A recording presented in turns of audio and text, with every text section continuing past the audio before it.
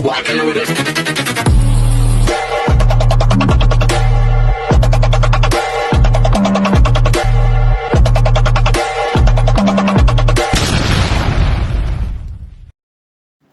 Hello beautiful people! Welcome back to my channel. This is your Mama Sam dito sa Sam Sam TV. Kamusta naman kayo mga amigo, amiga, kumare at kumpare? Sana lahat kayo ay okay. So kung ako naman ang tatanungin ninyo, eto, so fresh pa rin kahit masama ang pakiramdam natin, di ba? So yun, so ganun talaga kasi tawag dito, yung weather kasi dito, parang hindi ko maintindihan. Ngayon uulan, tapos bukas iinit. So, kahapon, ang sobrang lamig talaga. Naramdaman ko na talaga yung lamig pumapalo dito sa balat ko. Sabi ko nga, malamig, no? So, akala ko ako lang yung nilalamig. At hindi lang ako ang masama ang pakiramdam. Kahit yung co-teacher ko, talagang absent siya ngayon kasi kahapon pa masakit yung ulo niya. Niloloko nga ako ni PE teacher, sabi gano'n, baka daw may COVID ako. Di ba nakakaloka? Pero, sabi kami kumain at tumabi siya sa akin. Tapos, binilan niya ako ng ang sweet nga nun binilan niya ako ng parang kalamay. Oo, kasi alam niya gusto ko yun. So, natuwa naman ako. So, yun. So, for sure, natuwa din siya. Charot. Kasi ang dami kong nakain. Ang maganda lang sa akin, kapag may sakit ako, talagang paspas talaga ako sa kain. Pinipilit ko talagang kumain ng madami. Para, alam mo yun, yung feeling ko ay ma-feel good ng bonggang-bongga. So, I eat green apple kasi sabing ganon kapag masama daw yung pakiramdam, lalo na daw yung may lagnat, maganda daw yung mga green apple. And then, I eat spicy food kasi syempre mas nakaka-boost siya ng feeling. Katulad ngayon, nakakain ako. Pero kanina, kung makikita mo ako, para akong lantutang gulay. So, nakakain ako ng maanghang. Kaya parang feeling ko, yung energy ko talagang pumalo. But, tawag dito, sinamantala ako ng mag-vlog kasi kung mamaya pa, ay nako, baka mamaya knockout na naman ang beauty ko. Ganon. So yun. So syempre, marami tayong chika ngayon. May chichika ako sa iyo kasi may nabasa ako doon sa comment section last night pa. Actually, dapat kagabi ko pa ito ichichika. Kaya lang na, masama nga yung pakiramdam ko. Kaya hindi ko na siya na-chika dito sa Samsam TV.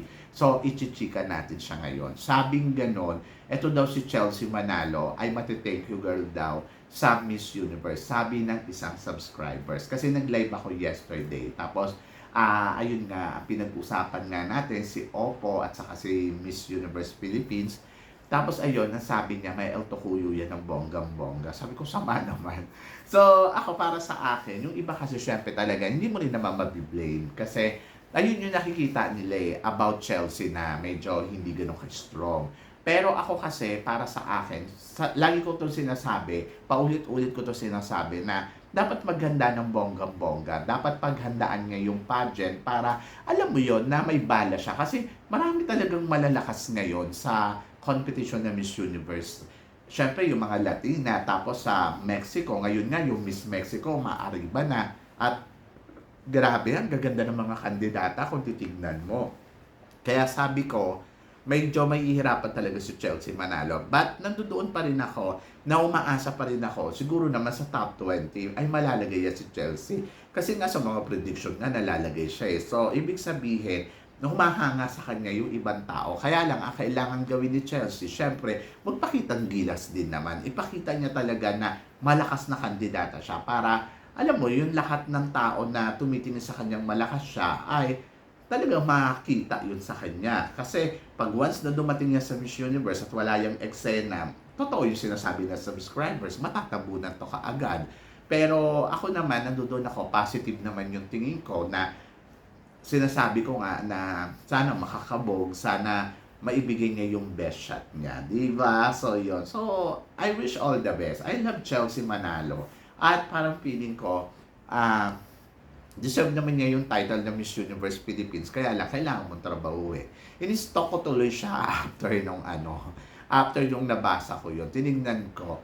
Nakita ko nga na hindi siya ganun ka-strong. Oo, totoo na parang yung beauty nandoon. Pero yung alam mo yun, yung parang siguro parang content creator, yung ganon. Pero yung sasabihin mo na parang makikipagpukpukan talaga siya ng bonggang-bongga. Parang hindi ko pa nakikita yon. But nagtiwala naman ako kay kay Chelsea na pag-aano niya to, paghahandaan niya to ng bonggang-bongga. Di ba? So magtiwala lang tayo. Love natin yan si Chelsea. At sana yung ibang Pinoy ay magtiwala lang din. Eh kung may El Tocuyo, edi El Tocuyo. Eh kung winner, edi winner. Di ba? So yon.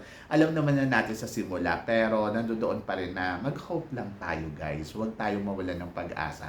Lalo na kapag Pilipinas. Kasi magaling ang Pilipina pagdating sa entablado at alam nila kung ano yung gagawin nila. Kasi she's Miss Philippines, o, di ba? Kasi kaya kinuha si Chelsea kasi yung beauty na meron siya, very Pinay beauty, kahit black beauty yung ino-offer niya at talagang maganda siya. So, kailangan lang talaga i-prepare ng bonggang-bongga. Yung com skills niya, nakakasagot naman siya ng todo eh. Kaya lang, humihina lang si Chelsea siguro kapag nagsasalita siya, hindi ganun ka-strong, hindi ganun ka-power, so yun. Tapos plus yung styling. Kailangan talaga mapag-aralan ngayon yung makeup, kung paano ba mag-makeup ng bonggang-bongga, paano ba magiging glam. So yun, yung mga nakikita ko kasi na mga inatinan niya na glamour event, hindi ko siya nakitang glamour. So yun, so I hope na sana yun talaga mapag-aralan nila kasi knowing Miss Universe, kailangan glamorosa yung babae.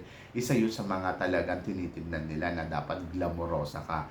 Yung tipong simple ka lang pero kapag may mga event na nag-ayos ka na, pak, winner na. Like Catriona Gray. Kung titingnan mo si Catriona, simple lang pero kapag yung mga a-attend niya ng mga event, mga big event, ay, Diyos ko, sobrang glamour. Di ba? So, uma-attend nga yan ng mga, pag nag-judge siya ng Miss Colombia, talagang makikita mo talaga na glamorosa siya.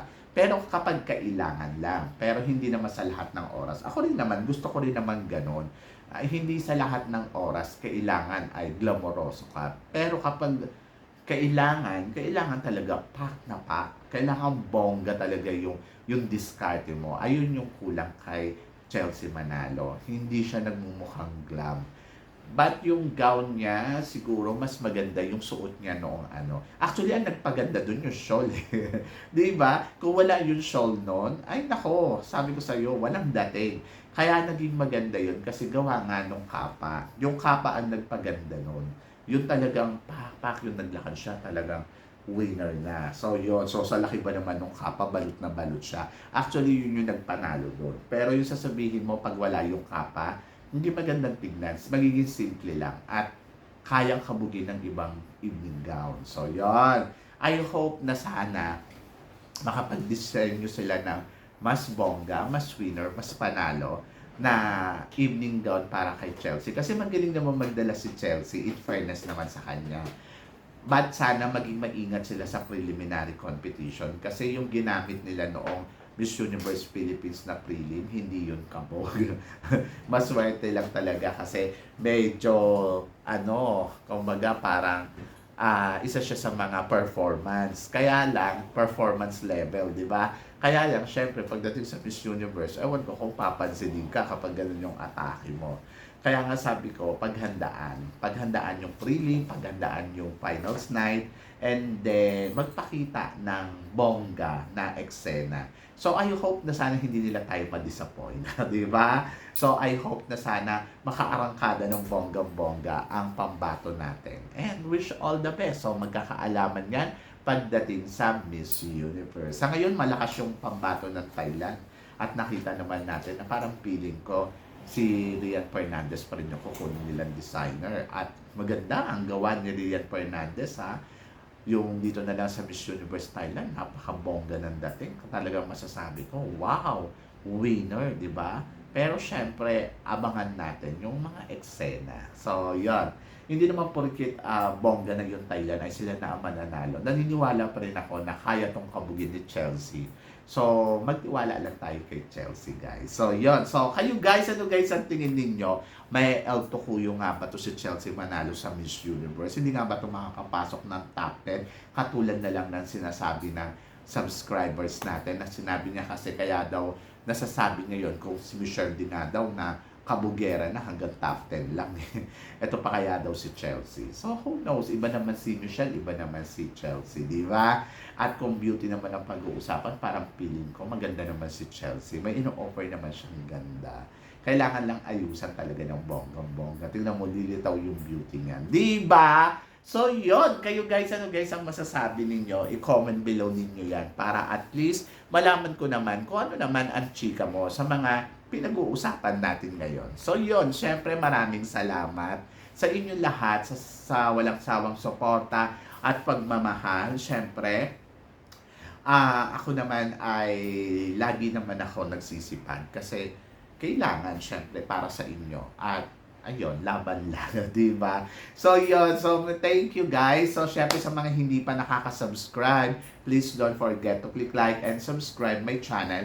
At i-click nyo na rin po ang notification bell para updated kayo. Syempre sa aking mga chika. Sabi nyo ganon, keep smiling lang at laban lang. Walang imposible guys. Magtiwala lang tayo sa itaas. Kaya guys, hanggang dito na lang. Hanggang sa muli nating chikahan. Paalam. Thank you guys.